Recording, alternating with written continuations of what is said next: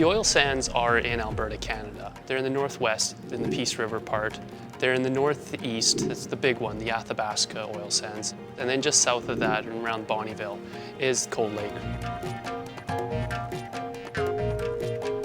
In the oil sands, there's about 170 billion barrels of reserves. It's the second largest proven reserves in the world, next to Saudi Arabia. Oil sands is, it's very obvious. It's been around for a long time. People have seen it since the early explorer days. Even the native population used to use it for sealing their canoes.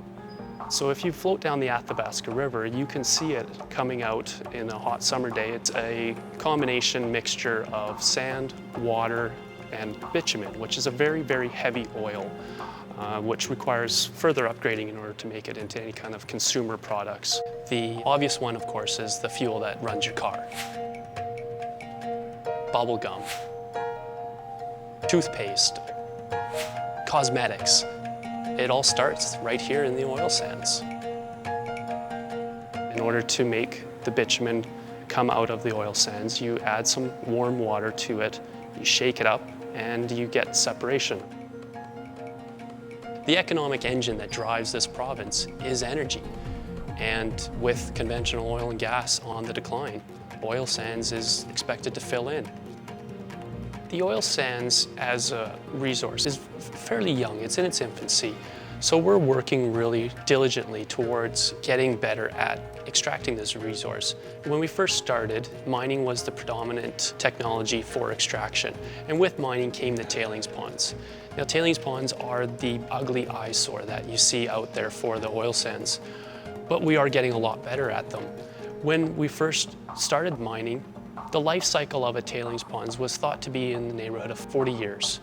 With new technologies, we've actually shortened this life cycle to 8 to 10 years for a tailings pond.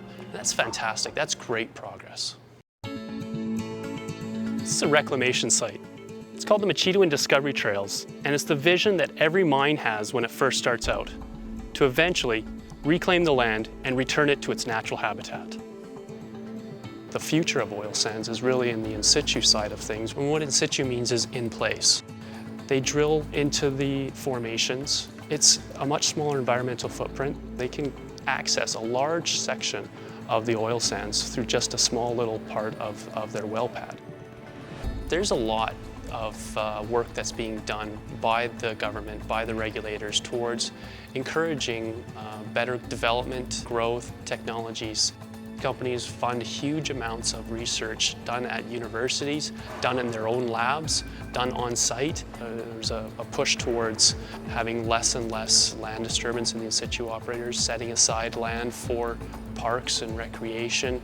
The advent of an Alberta environment pushing water recycling rates to be almost 100%, encouraging different technologies such as horizontal drilling. Alberta Energy put aside a large fund of $2 billion in carbon capture and sequestration program, capturing the CO2 coming out of an upgrader and injecting it for enhanced oil recovery.